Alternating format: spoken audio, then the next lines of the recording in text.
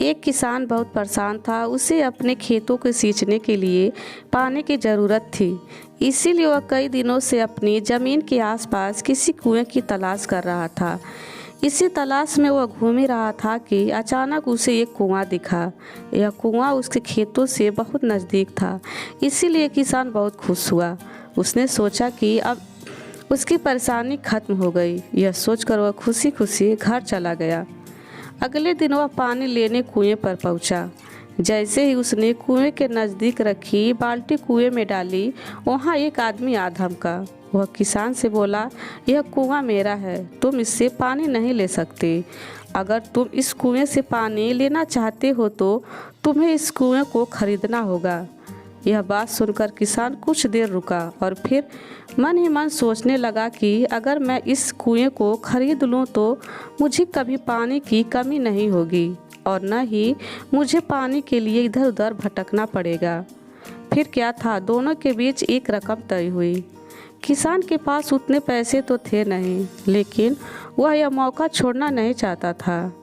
इसीलिए किसान ने उस आदमी को अगले दिन का रकम देने का वादा किया और घर की ओर चल दिया। किसान के लिए कुएं खरीदने का यह अच्छा मौका था, इसीलिए वह इस काम में जरा भी देर नहीं करना चाहता था। घर पहुंचते ही उसने अपने करीबियों और दोस्तों से इस बारे में बात की और कुएं के लिए तय हुई रकम का इंतजाम करने में जुट गया। थोड़ी भागदौड़ और कोशिश के बाद आखिरकार उसने वह रकम जमा कर ली। अब वह पूरी तरह से निश्चिंत हो चुका था कि उसे कुआं खरीदने से कोई नहीं रोक सकता। जमा हुए पैसों को लेकर वह फिर घर चल दिया। उसे बड़ी बेसब्री से इंतज़ार था कि कब रात खत्म होगी और वह कुआं खरीदने जाएगा। इसी सोच में वह पूरी रात सो नहीं सका। अगले दिन सुबह होते ही वह कुआं खरीदने निकल पड़ा। उस आदमी के घर पहुंचा। किसान ने उसके हाथ पर पैसे रखे और कुएं को खरीद लिया। अब तो कुआं किसान का हो गया था। तो फिर उसने पानी निकालने में देरी नहीं की।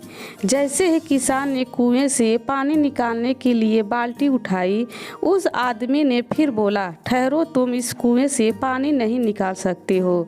मैंने तुम्हें कुआं बेचा है, कुएं का पानी अभी मेरा है। किसान मायूस हो गया और अन्याय के लिए राजा के दरबार में शिकायत करने पहुंच गया। मालूम है उस राजा का नाम क्या था? राजा अकबर। राजा अकबर ने उस किसान की पूरी कहानी सुनी और फिर उस आदमी को दरबार में बुलाया जिसने वह कुआं बेचा था। राजा का फरमान सुनते ही वह आदमी भागा भागा दरबार में हाजिर हो गया। राजा ने उससे पूछा, जब तुमने इस किसान को अपना कुआं बेच दिया तो फिर इसे पानी क्यों नहीं लेने दे रहे हो? आदमी बोला, महाराजा, मैंने इसे केवल कुआं बेचा था, पानी नहीं। यह बात सुनकर राजा भी सोच में पड़ गए। उन्होंने कहा कि बात तो यह पति की कर रहा है, कुआं बेचा है, पानी तो नहीं। काफी देर सोचने के बाद जब इस समस्या को सुलझाने में वह नाकाम रह गए तो उन्होंने बीरबल को बुलाया। बीरबल बहुत ही बुद्धिमान था, इसीलिए राजा अकबर किसी भी मामले पर फैसला लेने से पहले उनकी राय जरूर लेते थे। बीरबल ने एक बार फिर दोनों से उनकी समस्या पूछी। पूरी बात जानने के बाद बीरबल ने उस आदमी से कहा, ठीक है, तुमने कुआं बेचा, पानी नहीं, फिर तुम्हारा पानी किसान के कुएं में क्या कर रहा है? कुआं तुम्हारा नहीं है, फौरन अपनी पानी को कुएं से बाहर निकाल लो। बीरबल का इतना कहते ही उस आदमी को समझ आ गया कि अब उसकी चालाकी किसी काम की नहीं आने वाली। उसने राजा से फौरन माफ़ी मांगी और माना कि कुएं के साथ उसके पानी पर भी किसान का पूरा अधिकार है।